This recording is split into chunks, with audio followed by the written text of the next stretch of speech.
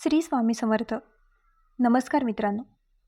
पुरुषोत्तम महिन्यात पूजा करू नका, परंतु हे दान करणे पुण्यकारक ठरेल. मित्रांनो, हिंदू दिनदर्शिकेमध्ये श्रावण महिन्याला विशेष महत्त्व आहे. अधिक मास हा हिंदू दिनदर्शिकेतील अतिरिक्त महिना आहे.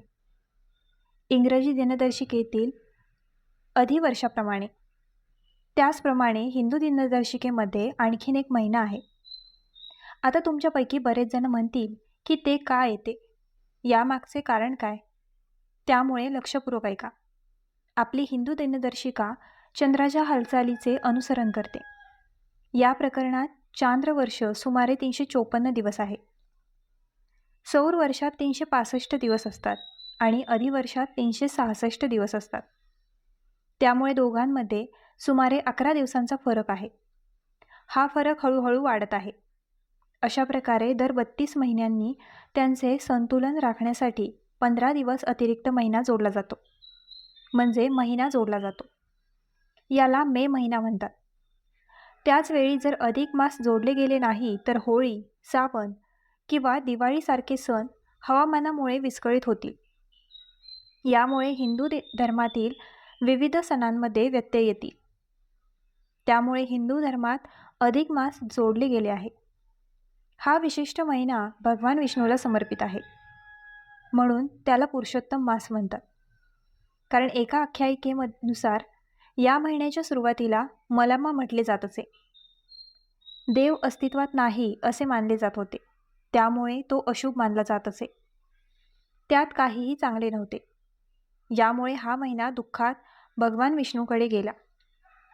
त्यानंतर भगवान विष्णूने त्याला पुरुषोत्तम असे नाव दिले आणि सांगितले की या महिन्यात जो कोणी पूजेचा पाठ करेल आणि खऱ्या मनाने दान करेल त्याला त्याच्या 100 पट फळ मिळेल.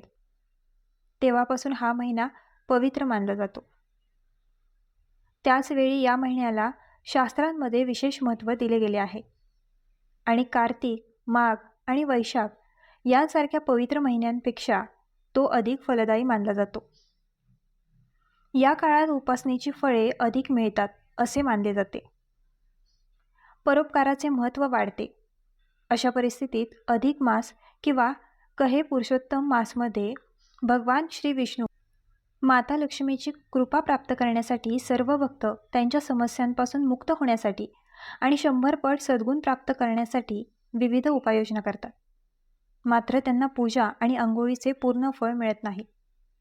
पण काळजी करू नका, पूर्णपणे अज्ञानी व्हा. या व्हिडिओच्या माध्यमातून आज मी तुम्हाला अशा चमत्कारी आणि प्रभावी गोष्टी सांगणार आहे ज्यांचे दान पुरुषोत्तम महिन्यात खूप फायदेशीर मानले जाते. या वस्तू दान करण्याचे असे अनेक फायदे आहेत जे तुमच्या इंद्रियांना धक्का देतील. मी तुम्हाला सांगते की तुम्ही आनंदी व्हाल. या वस्तू दान केल्याने महिन्यात केलेल्या पूजा पठणाच्या उपाययोजनांचे संपूर्ण परिणाम प्राप्त होतील.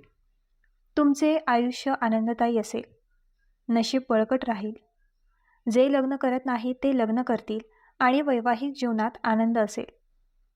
पण त्याआधी तुमचे नशीब बळकट ठेवण्यासाठी, जीवनातील समस्यांपासून मुक्त होण्यासाठी आणि माता लक्ष्मीची कृपा आणि आनंदासाठी हा व्हिडिओ लाईक करा आणि चॅनलला सबस्क्राईब करा आणि कमेंटमध्ये माता लक्ष्मीच्या नावाचा जप नक्की करा. तर मित्रांनो, माता लक्ष्मीच्या महिन्यात दान केलेल्या वस्तूंबद्दल सांगूया ज्या भगवान विष्णूंची कृपा आकर्षित करतात. नंबर 1, गूळ आणि तूप. मित्रांनो, गूळ आणि गाईचे शुद्ध तूप सनातन धर्मात अतिशय पवित्र आणि देवांचे आवडते अन्न मानले गेले आहे. हे तुम्हाला माहीत असेलच. अशा परिस्थितीत या दोन गोष्टींचे त्यांच्या श्रद्धेनुसार अधिक महिन्यात दान केल्याने सूर्य आणि गुरुग्रह जन्मकुंडलीत खूप मजबूत असतात. त्याचवेळी जर सूर्यदेव बळकट राहिला तर तुमची तीक्ष्ण बुद्धी वाढेल आणि रखडलेले काम पूर्ण होईल. याशिवाय गुरुग्रहाचे सामर्थ्य ज्ञान आणि बुद्धी वाढवते. त्याचवेळी विवाह होत आहेत. अशा परिस्थितीत जे लग्न करू शकत नाहीत त्यांनी पुरुषोत्तम महिन्यात प्रामाणिक अंतकरणाने गूळ आणि तूप दान करावे. यामुळे घरात सकारात्मक ऊर्जा देखील आकर्षित होईल आणि जीवनात शुभ परिणाम मिळतील. क्रमांक 2, तीळ आणि छत्री. होय मित्रांनो, अधिक मास महिन्यात काळे किंवा पांढरे तीळ आणि छत्री दान करणे हा पूर्वजांच्या आत्म्याच्या शांतीसाठी आणि राहू केतूच्या दोषांपासून मुक्तीसाठी एक अचूक उपाय मानला जातो. कारण तीळ थेट भगवान विष्णूंच्या घामाशी संबंधित आहेत, म्हणून त्याचे दान थेट वैकुंठाचा मार्ग उघडते. आणि जेव्हा ते दान केले जाते तेव्हा संतप्त पिता आनंदी होतात आणि त्यांच्या कृपेने त्यांच्या वंशजांची रात्रंदिवस 4 वेळा प्रगती करतात. दुसरीकडे छत्री दान केल्याने माणसाला कडक ऊन आणि हवामानापासून संरक्षण मिळते आणि यावेळी खूप उष्णता असते. म्हणून जर शक्य असेल तर कोणत्याही असहाय्य व्यक्तीला किंवा रस्त्यावरून जाणाऱ्या व्यक्तीला छत्री आणि तिळापासून बनवलेल्या वस्तू अवश्य दान करा, तर अकाली मृत्यूच्या भीतीपासून मुक्ती मिळेल. क्रमांक 3. धार्मिक पुस्तके. मित्रांनो, बहुतेक महिन्यांचे स्वामी स्वतः भगवान विष्णू असतात, ज्यांना पुरुषोत्तम असेही म्हणतात. म्हणून या महिन्यात धार्मिक ग्रंथांचे एक छोटेसे दान अनेक पटींनी परिणाम देते.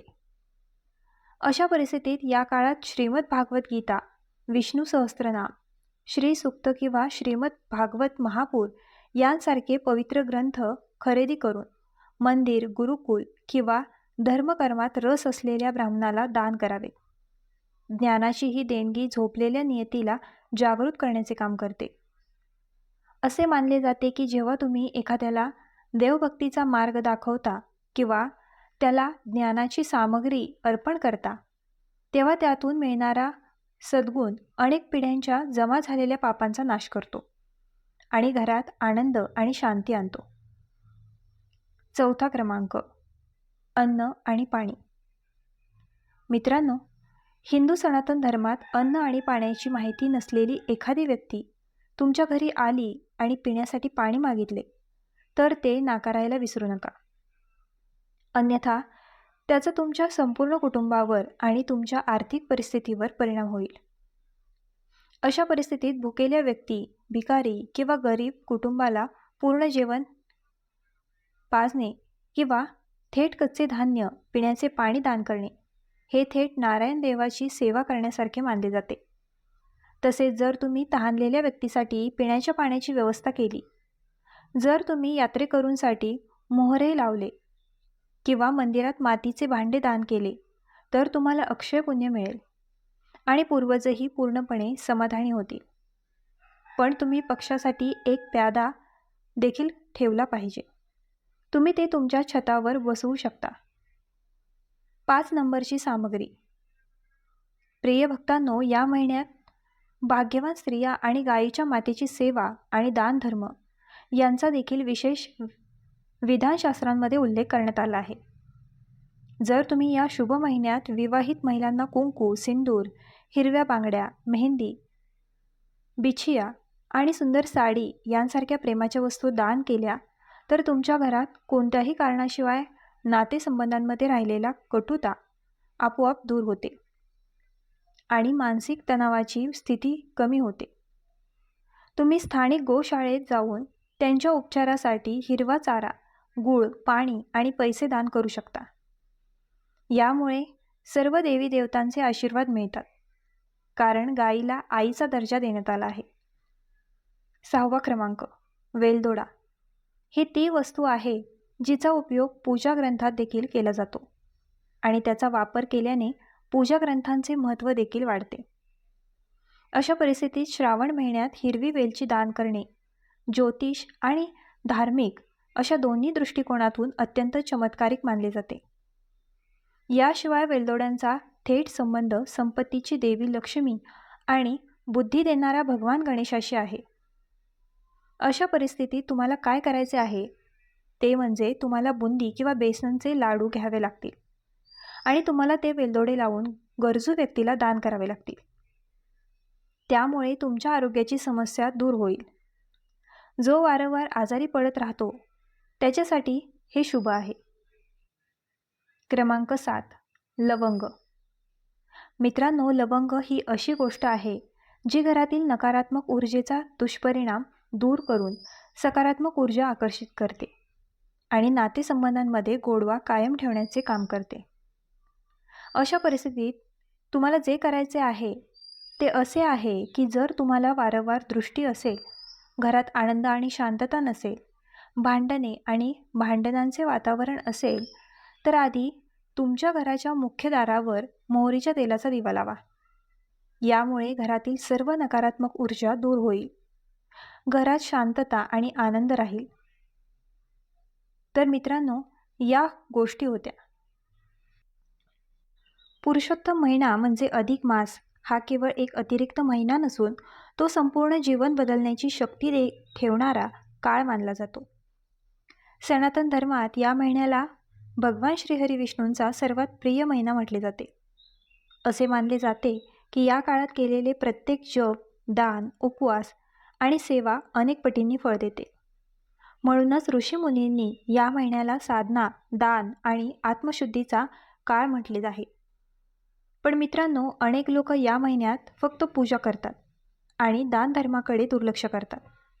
परंतु शास्त्रामध्ये स्पष्ट सांगितले आहे की पुरुषोत्तम महिन्यात केलेले दान हे थेट श्री विष्णूंच्या चरणी पोहोचते. म्हणून आजच्या या विशेष भागामध्ये आपण जाणून घेणार आहोत अशा काही अत्यंत प्रभावी, चमत्कारी आणि दुर्मिळ गोष्टींबद्दल, ज्यांचे दान पुरुषोत्तम महिन्यात केल्याने घरात सुख, शांती, संपत्ती आणि भाग्य कायम राहते. काही गोष्टी अशा आहेत ज्या तुम्ही आजवर कधी ऐकल्या देखील नसतील.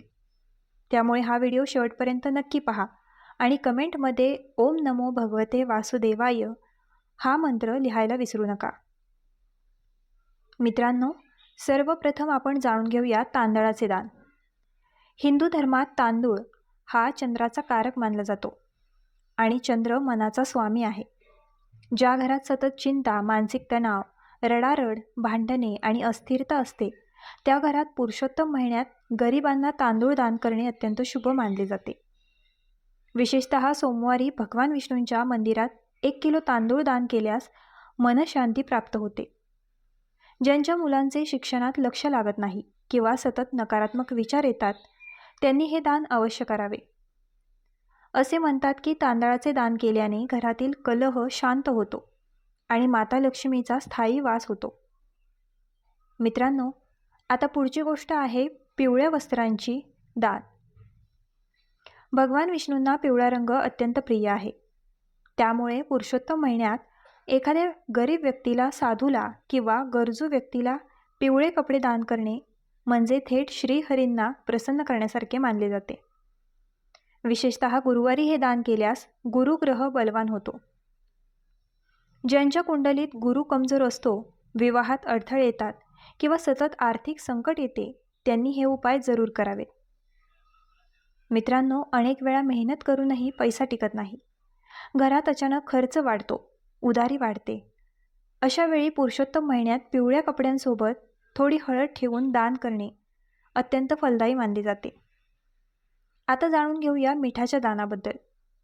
मित्रांनो, मीठ ही साधी वस्तू वाटत असली तरी त्याचा संबंध थेट शनी आणि राहूशी जोडला जातो. घरात सतत आजारपण, अडथळे, अचानक संकटे आणि नकारात्मकता जाणवत असेल तर पुरुषोत्तम महिन्यात शनिवारी काळे मीठ किंवा साधे मीठ दान करावे. विशेषतः सफाई कामगार, गरीब महिला किंवा वृद्ध व्यक्तींना मीठ दान करणे अत्यंत शुभ मानले जाते. असे मानले जाते की यामुळे शनिदोष कमी होतो आणि घरातील अडकलेली ऊर्जा दूर होते. मित्रांनो, आता एक अत्यंत चमत्कारिक दान जाणून घ्या आणि ते म्हणजे दिव्याचे दान.